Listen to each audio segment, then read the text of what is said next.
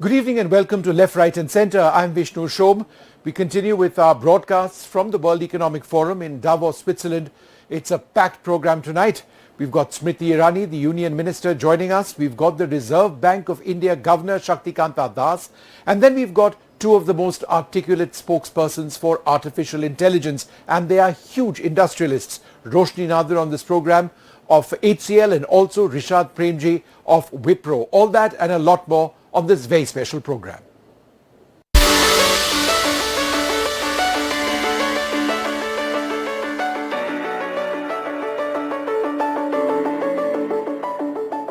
One of the key themes of the World Economic Forum in Davos is the entire issue of ensuring that sustainable development is looked at from all perspectives, certainly the perspective of gender, very, very important indeed. Also engendering health research is an area which is of interest to India. It is certainly an interest to my very special guest, Smriti Irani, the Minister. Thanks, ma'am, very much for being with us. You speak about empowerment at so many levels. When it comes to health, ultimately health is about empowerment. And yet, if you look at it statistically, the numbers that we get for women around the world, and certainly in India, are often inaccurate. For example, I was reading 25% of the lives of women is marred by poor health, and yet health research doesn't seem to reflect that enough. Is that not a big problem? I think we've not managed to make a case for enhanced investments in women's health from the perspective of research. Women happen to be at the receiving end of pharmaceutical support or institutionalized medical support only when things got aggravated vis-a-vis their own health. I can speak for the Indian cultural context. There were women who were in our families and our communities self-medicating because they didn't want their health, not only financially but also psychologically, to be of burden to their familial surroundings. I also believe India has made now a case for financial enhanced investments in just gender across the board. So you talk about health. We have now the world's largest healthcare program under Ayushman Bharat, 440 million Indians plus who are a part of this service, which services over 1900 diseases including cancer, cardiological challenges across 27,000 hospitals in the country. For the world, it has taken quite a while to accept that 440 million needs can be serviced from the treasury without a single rupee coming from the private sector. So we have made a case for good governance, but also phygital governance. Right. So we have brick and mortar infrastructure on medical issues, be it your Jan Aushadhi Kendras, 10,000 of them across the country, where your pharmaceutical needs can be met at 90% less of the cost as in the open market. What is fascinating is it's not serving only the poorest of the poor, but also the middle class and the lower middle class. So you're making affordable healthcare a reality for the middle class as well. Then you have this whole segment of 1 lakh health and wellness centers which are dedicated to preventive care, which is the world's largest ecosystem on preventive care. If you look at just the Ayushman Bharat encouraged hospital admissions, we have hit a figure of 62 million hospital admissions. Wow. If you look at it from a gender perspective, one of the greatest challenges from a female health perspective was that issues like cancer of the breast and the cervix were never discussed openly. For us, it was no less of a revolution when the Prime Minister spoke about the 1 rupee sanitary pad from the ramparts of the Red Fort, because he made gender and health needs and menstrual hygiene mainstreamed part of conversations. It's never happened, let alone in India, but in any democracy of the world, that the head of government speaks about access to menstrual hygiene products. That being said, the cost of such products are being offset many a times because of the benevolence of the government, because of the support more so of the taxpayer. If you look at now, where are the new investments needed?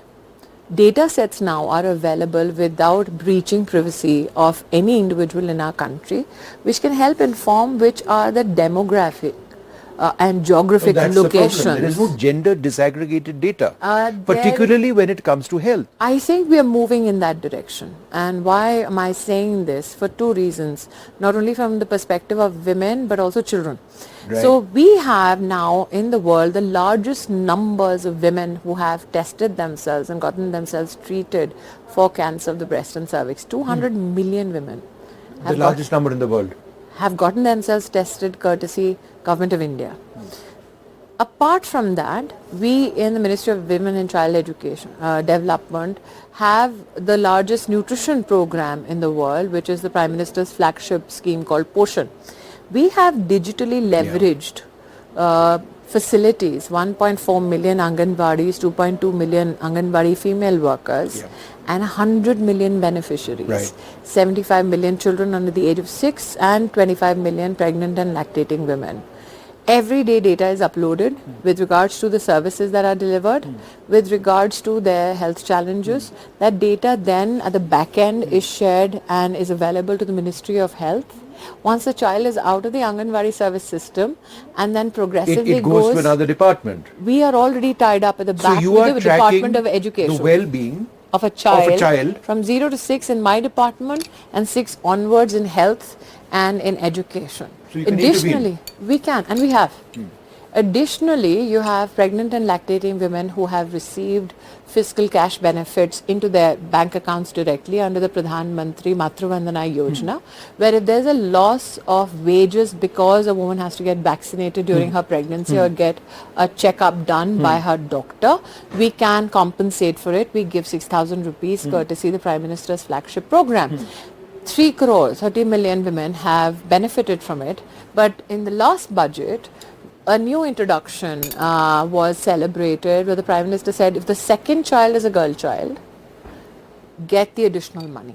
No, so this is so interesting. These are all data sets that have helped us understand two things, Vishnu. One, the number of institutional deliveries that have gone up. So there's a direct correlation for us to say, okay, if you give this benefit and acclimatize a woman and a family to an institutional mechanism of delivery of healthcare, they tend to have a stickiness factor there. So that has gone up, maternal mortality rate has come down, and child mortality rates have come down. So when you're talking about financial assistance in specific cases, for example, in the case of women requiring health checks of particular types of ailments, this is absolutely targeted. Yes. So therefore it's not a dole. It isn't. It's Because not there a are political dole saying we will do this for women. No, there are consequential effects Right. to that intervention. Apart from it, there is departmental collaboration across ministries. For instance, the nutrition program, though it is housed in the Ministry of Women and Child Development, we work with 18 ministries across the board, which includes water, sanitation, it includes agriculture, it includes even sports.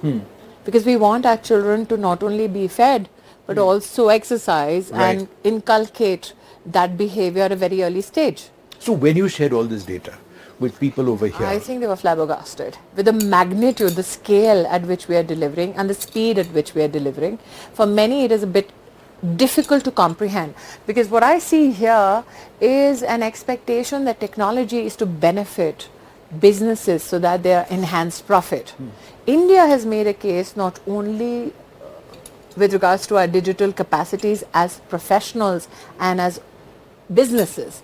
We have uniquely made a case for scale and speed to use technology to deliver social justice. yes, And we are about to at the anvil of delivering democracy. yeah, and I think one of the key examples of that, and this is banking, right? I think that is ultimate empowerment. If women in our country who in the past have not had access to bank accounts, who need targeted support, actually get a digital bank account, and there is money over More there than which is directed to them. More than that, the unsaid often stories of the female banking correspondent who is walking up Tell to us the about those homes stories. of our rural communities. They are on an average managing cash transactions, putting them back into the formal banking sectors from people who are a part of, let's say, informal segments of our economy. Volumes, I can speak as somebody who's seen it in UP, volumes go up to 3 lakh rupees a day. So the fiscal discipline that they are helping in percolation and implementation is fantastic. And all of them are armed with a digital device which bio-authorizes the customer to ensure that the engagement is transparent and helps benefit not only the banking and financial institutions to create a credit story for each customer, but also create, I think, a convenient engagement for the customer at hand. So though you are looking at Mudra, and I might here add, Mudra was not a gendered financial instrument. 400 million loans given, 70% women beneficiaries, which is about 280 million loans given only to women. Now what is fascinating is 230 million women opened their bank accounts, courtesy Jan Dhan, 500 million accounts in totality. 280 million turned up for a bank loan. Wow. Now this might be easy for those who are at Davos, who are but they can't get who are the accustomed size. to engaging with financial institutions to get credit for their businesses in large volumes. But imagine that woman who has lived her entire life in a village or who has lived in a slum to create a business plan, go to a bank, convince a bank that her plan is functional, receive the credit, service the business need and then service the loan, paid back, and then take repeated rounds of credit to grow her business. Right. So the revolution is not only at the top where stand-up and startup has created an ecosystem of enterprise. The revolution at the grassroots is exponential.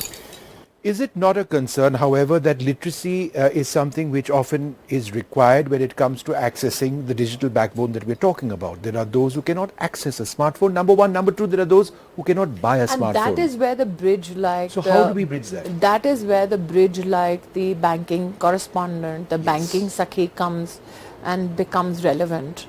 Apart from that, the government has opened 4 lakh common service centers across the country, which supply digital support to neighborhoods to engage with governments digitally at the center or at the state. That facility was never available. So that answers the question. There is a person who we helps have those in our country who are unable to use. Yes, and not only backbone. financial instruments. So even if you need your Aadhaar certification done, Yes. the DigiLocker, how do you actualize it for people who are otherwise, you presume, are digitally disenfranchised? We have systems in place which are functional. Yeah. And is that something you've spoken about as well to people who ask you this question? I think that they that are India is a poor country, they are illiterate so country, etc., etc. astounded. Because you've got you figured out a system which works for those which nobody else has in the world. Who have difficulties in accessing them. That's natural in many cases. I think it helps to have a prime minister who's had such a political, social and cultural view of the country. Not only his stint as the head of government, as Chief Minister Gujarat or Prime Minister at the national level, but the scale of his experience across the country as maybe a pracharak or as an organizational man for the BJP gives him enough experience and helps him contextualize his administrative or governance agenda from that perspective. So, for instance, everybody hears the whole promenade is abuzz with AI. Yes. Prime Minister Modi is the first head of government who has used an AI tool called Bhashini. Yes. To deliver a speech in Hindi and have it simultaneously translated in Tamil. Yeah. No head of government or politician has done that. Think about the technology and he's done that in office. And it's all done in It's a political risk. It is. No leader wants egg on their face by using a technology or an instrument which has not been publicly ever displayed. Yeah. This is a made in India technology, made by the government and its support and deployed by the head of government. Right. Now that story will leave many here astounded. Yeah. Let's talk a little bit about climate and gender justice. What is the link? I think that there is no segment of economy or society which is delinked from the word gender justice. I don't think justice has a gender, firstly. But I think when you look at justice from the prism of gender, there are many things that we can do to accelerate the promise of justice. If I look at from a governance or an administrative point of view, climate has never had a gender prism. Though those who are displaced and most affected because of climate challenges are women and children. So when sea levels rise and displaces communities, the most affected are women and children. When temperatures rise, the big health burden falls upon women and children. So we do not have an international framework as to how to deliver comfort or how to deliver services in such challenging circumstances. The fact that we have fulfilled our climate responsibility, not because it was financed by the global Because we north, chose to do it. the global north, Yeah. but we did it on our own strengths to fulfill our commitment. One is something that Indians should rejoice in, but particularly so because at the COP we had a conversation also around gender and what is, let's say, the framework for those who are a part of rescue operations. I had When an there is a interesting climate story. I got an disaster. interesting story for you yesterday. Vedanta was telling me, Priya Agarwal of Vedanta, is that they've got women miners. For the first time, they've got The women government is miners who allowed are rescue underground, crews yes. and they operate underground. That- Isn't that remarkable The empowerment? fact that what is remarkable is that you have more and more companies happy to take on more and more female professionals Yeah. in underground mining after Prime Minister Modi opened up that segment. The question is the fact that the talent was ready, the industry was ready. Why wasn't the government before us ready? Gives cause for much speculation or conversation. But I'm glad better late than never. Yeah. We had women PCR crews in NDTV 20 years back, 100% women. Everyone, all our engineers, our directors, it was a matter of huge pride for us. Even now I think we are possibly majority women, more than 60%. That's something in the media that we are very proud of. When in the past, even with this government, the focus was always targeting women with various program schemes, etc., etc. There is now a transition to women-led. How is that happening? I think because there's also an economic case, like I said, that Prime Minister Modi has made for what happens when you make women not a part of the endowment process or a hand-me-down process, but a part of a process where they're equal partners in growth and they become the fulcrum for that growth. I think that tectonic shift in narrative of women's development, as though we were waiting for handouts from the world and especially a specific gender for emancipation, was a talk me down compared to when the Prime Minister of India says that women-led development becomes the agenda. We didn't limit the agenda to ourselves. We took it to G20. And we impressed upon the world that they need to relook at how they address women and their issues. So if you look at the McKinsey report, it says that we will have an additionality of $770 billion by 2025 if we enhance a female's cooperation and participation in our economy. That being said, there are many parts of the female contribution to the economy which are not counted. Nationally or globally, there isn't a resolute framework which is globally accepted, which recognizes that we have 9 crore women, 90 million women, who are now managing yearly a business worth $37 billion at the grassroots, that being the self-help group. Here you have industry leaders and giants talking about, technology, drones. There Prime Minister Modi back home says, let's give drones to self-help groups. Right. So they can help our farming communities move from traditional farming to precision agriculture. So the mindset of how we are looking at the female potential in India is absolutely different. And one final question, it's sort of a political question. It works politically for the BJP as well. I don't think it's a political commitment of the Prime Minister. If you are giving women opportunities... sorry, I'm doing this. I don't think it's a political commitment for the Prime Minister because he invested in gender justice and parity when it was not even fashionable, let alone here, but even back home. Okay, fair enough. Thank you very much for speaking to us. Smriti Irani over there, extremely passionate about the word empowerment at so many levels. Gender justice is critical. There's so many conversations taking place over here. But I think the big takeaway for me is to actually see how the entire issue of gender justice can also be served through the digital backbone that we speak about in India today. It's back to the studio.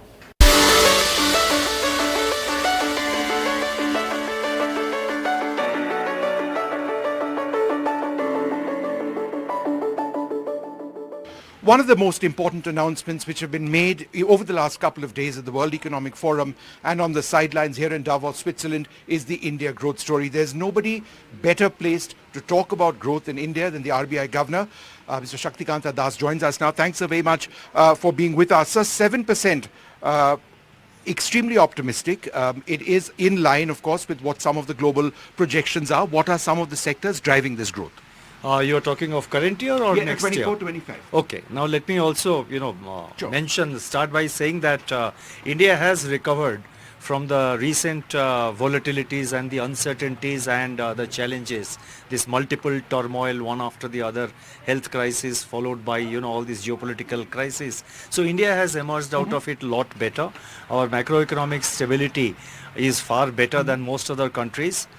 Financial stability is also, our financial sector is also doing well. And the 7% growth in the current year, when we said it for current year, it looked optimistic. But as you know, the National Statistical Office has given a number of 7.3%. Now talking of 24-25, I made a statement in some other forum yesterday that we expect, I have a sense that the economy will touch a real GDP growth of 7% next year.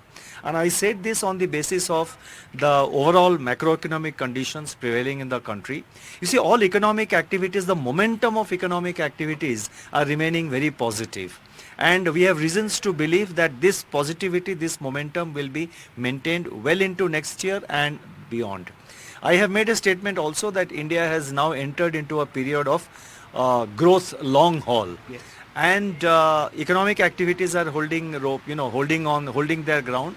Momentum of economic activity is maintained. Aggregate demand conditions are remaining positive. Investment activity has started picking up, backed by continued high capital expenditure by the government. Private sector capex is also picking up, and agriculture sector in the current year and also expected to do better in the next year. So with all these confluence of factors and with lot of activity also happening in with regard to investment in the new age technologies like fintech, in startups and technology based activities, that gives us the confidence to say that next year the growth would be touching about 7%. So inflation at what, 4.5%? That is what you're projecting? Next year average, yes, 4.5%. You see, immediately after the Ukraine war, our headline inflation had touched 7.8%. Now thereafter, because of the monetary policy actions which we have taken, which was also aided by the supply side measures taken by the government, inflation has been steadily coming down, and we are on our way to reach 4% target. But next year's average is expected to be 4.5%. The positive aspect of it is that our inflation is now well within the target band of inflation, but we are not satisfied with that. We would like our inflation to reach 4% and remain around 4%. Just let me complete that bit.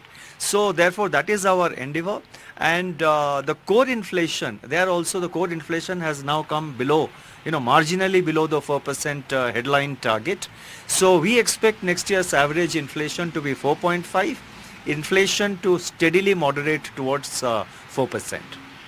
Sir, one of the areas of concern now presently, the Red Sea scenario, there are attacks which are taking place. India's maritime supply lines are through those waters to a large extent. Is this an area of potential concern?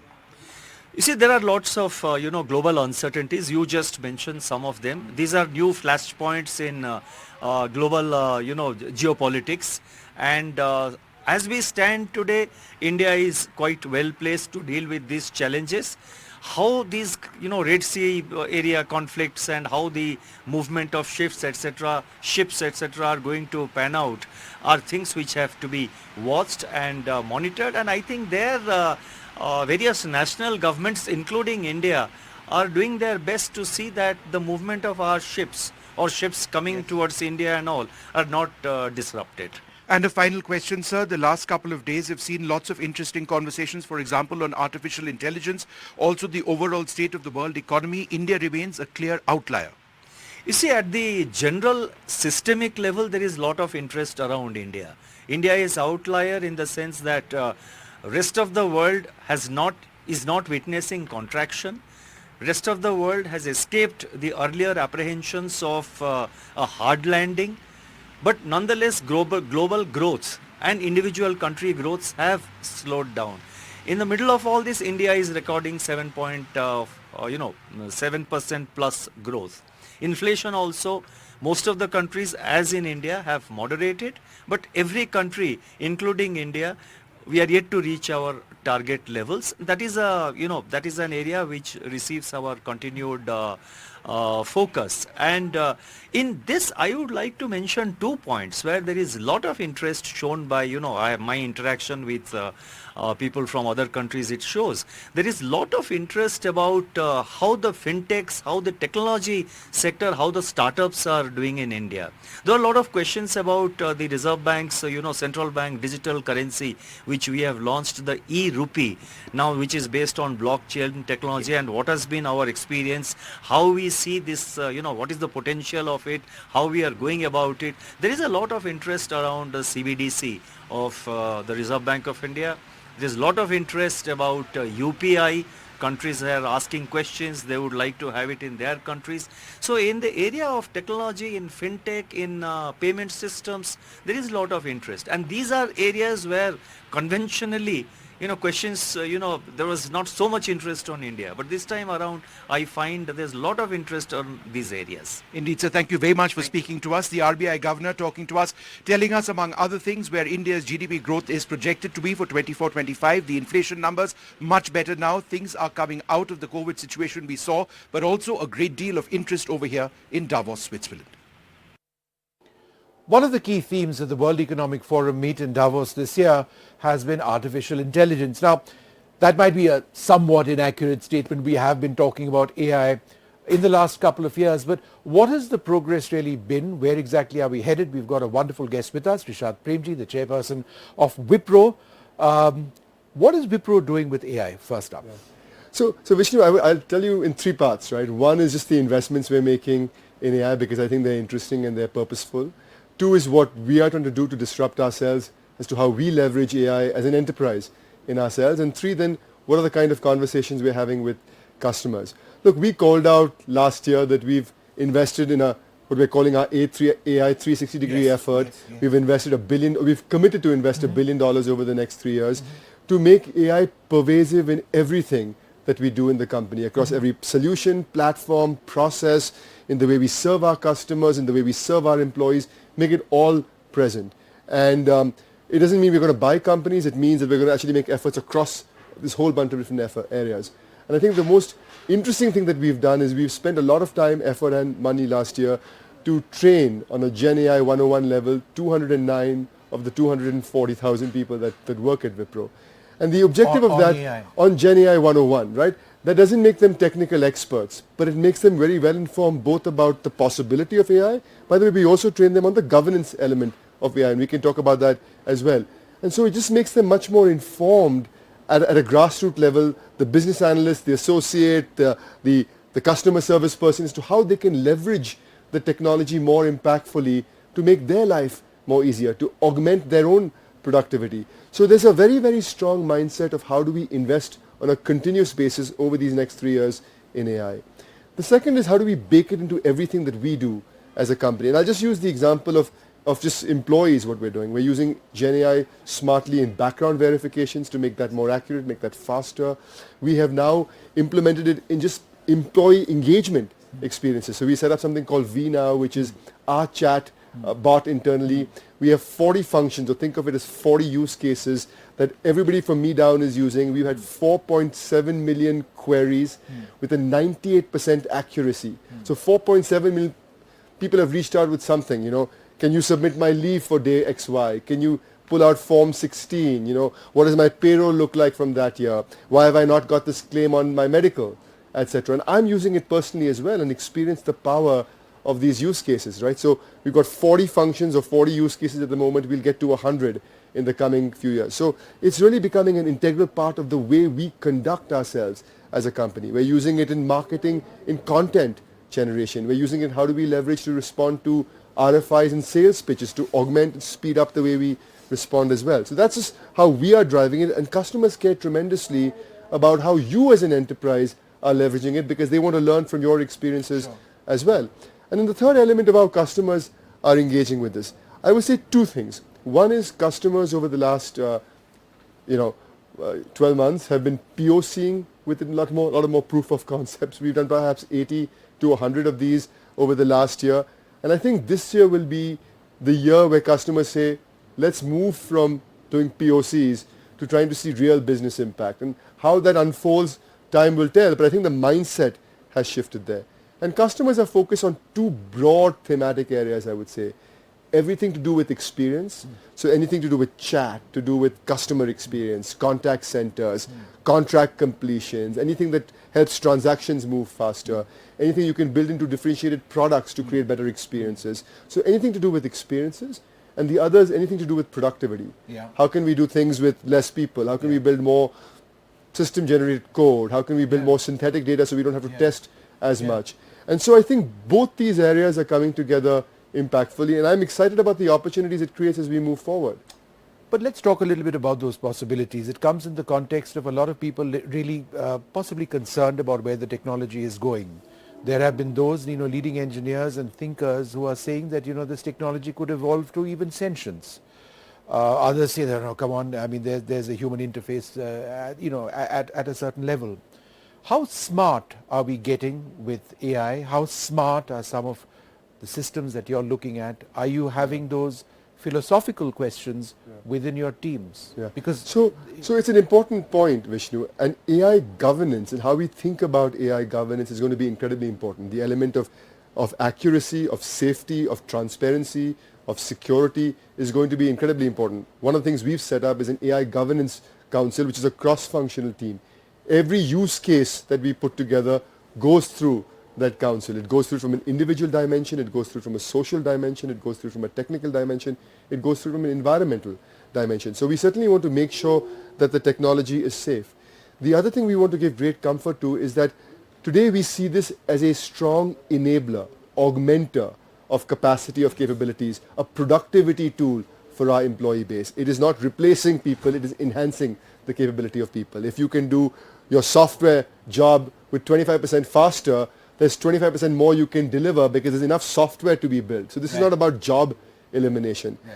There may be some jobs that it creates more disruption around, and then it's the focus of companies like ours, industries like ours, and the government as to how do we skill and upskill people so that they become relevant for a skill set that is less important tomorrow than it was yesterday. That's not a new phenomenon.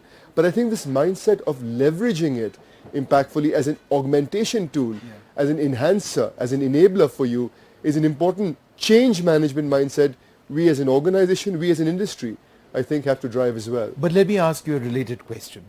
You and I, when we went to college, university, we studied through textbooks. We've got kids who actually pull ChatGPT and try and do research.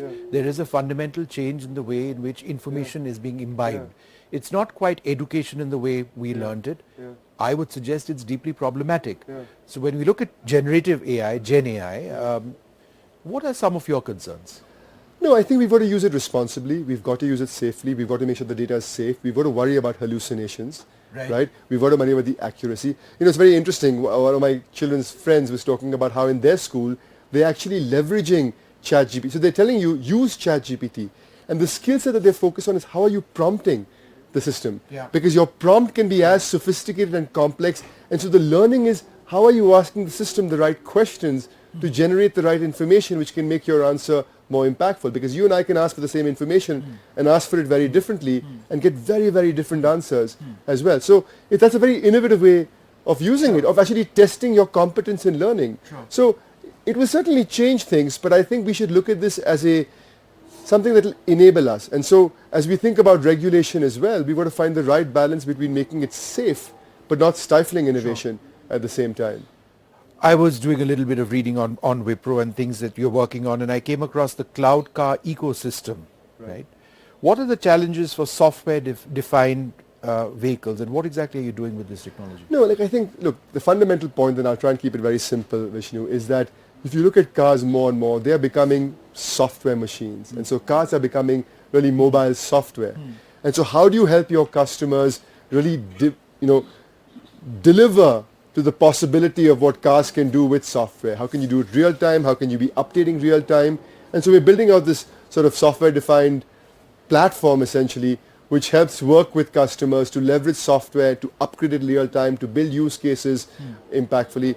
And we're seeing great traction on that. You're also working very closely on the cloud and pharma. Right. What exactly are you working on in that area? No, I think one good example is clinical trials and how do you help accelerate dramatically clinical trials. So things like that. Okay. And just one final question to you. You've been to Davos, as have I, for quite a few years. The India story remains fairly resilient over here. Our overall GDP growth rate is very positive. What are you hearing of people on India? And look, I'm very excited about India, and I think the environment generally is incredibly positive about India. We'll grow close to 7% this year. I think we have all the possibility to grow 6 to 8% over the next 10 years. How many economies of our scale and size in the world None, right? are doing that? I think the opportunity for us to be a consumption economy is hugely, hugely attractive to many, many global customers. And I talk to enterprises across the world. They look at both India as a market opportunity destination, but also as a talent destination. So the India story is very, very strong, and with lots and lots of companies looking at de-risking and looking at alternatives, I think that only strengthens the India story. Rishad, Premji, thank you very much. Thank you, Vishnu. Great to see you as always. Thank you. All right, take care. One of the key themes at the World Economic Forum meet here in Davos, Switzerland is artificial intelligence, the future of AI, generative AI. We've got a wonderful guest with us, Roshni Nadar with us, the chairperson of HCL Tech. Thanks very much, Roshni, for being with us. What is HCL doing presently as far as AI is concerned? What are some of the technologies and ideas that you're exploring? So I think with AI, there are two parts. So one is what we're doing in terms of working with a lot of our customers. We have more than 150 generative AI labs all over the world, in India as well, working on specific use case for each industry. So I think that's one part. The other is, we are an organization of 250,000 people, and a lot of them will have to learn a lot of these new technologies. So we already have about 70,000 of our workforce, which is upskilling at the moment in these new skills. And you have to realize that I think a lot of people talk about AI as the technology and what it's going to do in the industry and in the world. But in our industry, where the average age is 25, most of our young people are already users of generative AI in life. So I think that having to retrain them and upskill them into how to use it in the workplace and how to use it for the solutions is the two aspects that one has to focus on. What about the entire argument that there's going to be a lot of retrenchment, a lot of people losing jobs because of AI? So I can just say that we've had a net addition this year, including in the last quarter as well. And again, I think the dynamics of the work pyramid in an organization and an industry such as ours changes. But, we've had cycles of automation before. We've had cycles of new technology before. If at all, it has only created an ecosystem of applications around AI. AI and generative AI in itself, even to a customer, is not of any use unless they're able to work around their data strategy, data infrastructure, their cloud strategy. So I think there are lots of new skills which are replacing old skills where you can upskill people, but it's not necessarily replacing jobs. Can you just crystal gaze a little bit for us? We know what some of the generative AI apps are right now. We know some of the AI apps or AI programs and solutions which are available. 5 years later, what are some of the ideas we may be seeing coming online? So I think, we tend to overestimate AI's impact in the short term, but tend to underestimate it in the medium to long term. Sure. So I think even in 5 years, I think most of the innovation that you're going to see around AI is going to be around productivity and efficiency analytics. And I think that's what we're seeing now as well. Sustainability is a key part of HCL's focus. It's also a big part of what WEF is all about. What are some of the key aspects of sustainability that you're looking at within HCL Tech? So, we work across the HCL group, I would say. So it's not just So within HCL Tech, I think a lot of focus on diversity as well as inclusion. We've put in a lot of focus on, in our industry, we have 50% women at the entry stage. But as you get up the leaderboard, I think the numbers tend to drop off. So I think working through programs around getting more women into sales and where the rubber really hits the road for an industry like ours is I think very important. The tone from the top is very important. Ours is a board with 5 women directors. I don't know if that's one of the largest women director representations in our country for a company. Then there's a lot of work that we're doing around water at the HCL Group as well as at HCL Tech. At HCL Tech, we're 26 times water positive. We've, regenerated almost 56 billion liters of water through all the initiatives we do. Here at the WEF, the HCL Group has partnered with the Uplink platform. We've committed 15 million for the Aquapreneurs Innovation Initiative. So every year we identify 10 innovators, and these are not non-profits. These are actual businesses from all over the world who receive funding through by HCL through Uplink. And it's a commitment over 5 years, 15 million. So we'll have 50 aquapreneurs by the time we're done. And even from our last cohort, which was last year, 10 aquapreneurs, within 12 months, they've already unlocked 50 million of funding. And some of the companies have had more than 600x of growth. So I think that there's a real innovation around, and you're hearing that here as well, around companies in sustainability who are also looking to grow, find patient capital. Wonderful speaking to you, Roshni. It's wonderful ideas, and the future of AI looks promising. A bit scary, I would suggest. Make anchors like me redundant in the near future, but all right, wonderful speaking to you. I'm sure in another year and a half we'll have another new technology that you will be covering, I'm sure. All right, super. Thanks so much. There you have it, a look at AI and HCL Tech, one of India's largest companies in this space, operating at an international level at so many levels.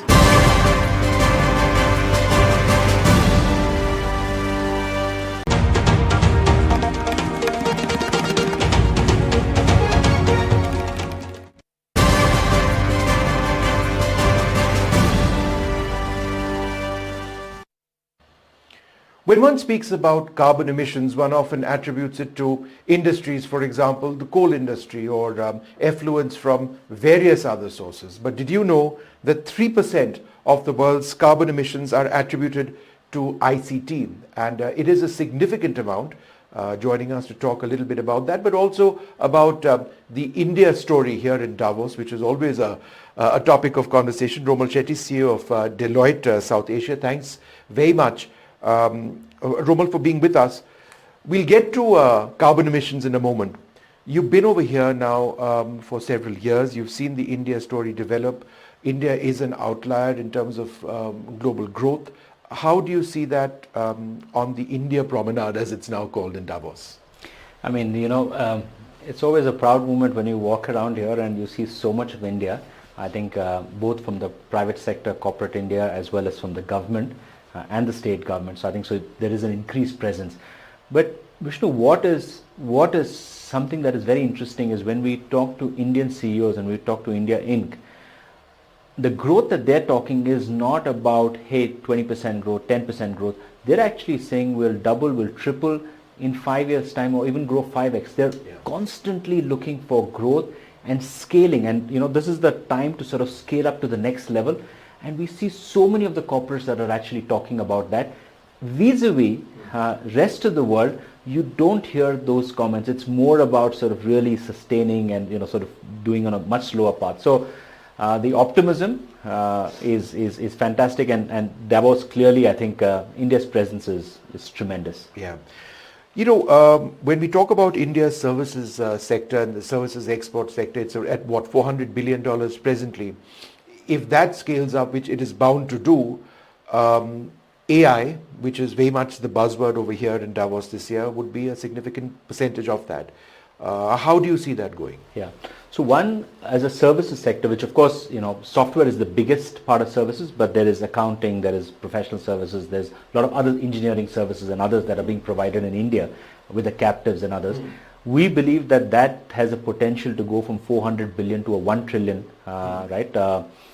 in the next 6 years. So by 2030, there is a potential to be a 1 trillion services economy.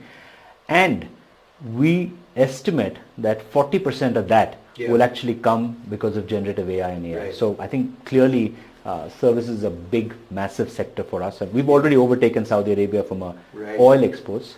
But I think this is something that we are very, very bullish about. Yeah. Enterprise Conscious Code, the initiative that you have over here, no one really sort of associates software with carbon emissions. But how is that actually the case? Yeah. So one of the interesting things is that, and you mentioned about it, that 3% of all carbon emissions are ICT emissions are coming from ICT sector. We believe with Gen AI and other things, and with millions of codes written virtually every day, that would actually go up to 14%. But to just give an India context, is that if you take some of our popular websites, and if a user traverses all parts of the website, it's equivalent. I'm talking about large websites. It's equivalent to driving 10 kilometers or using petrol every day. Right. And this is one user. Right. We have 30 million to 50 million users on some of these websites. So the second part is, because we're looking at digital, this includes not just your web interfaces, but your phones, your TV sets, every medium through which you're actually communicating. And we felt as a firm, I think it's important that we start recognizing this now. Yeah. And then therefore we created this Enterprise Conscious Code initiative, where the idea is that we've built a tool which can run on any website and tell how energy efficient you are or energy inefficient you are. Yes. I mean, the viewers will be interested to know that a blue line actually takes up more energy than a red and a green line as well. So we've gone into that level of detail to understand. The second bit we also found, Vishnu, was that a lot of this, these web pages and websites are sometimes written on old technologies, legacy architecture, which also makes it very energy inefficient. File sizes, for example, right? A simple video file could be 400 MB, which actually could be compressed to, we built compression techniques to make it to 400 KB.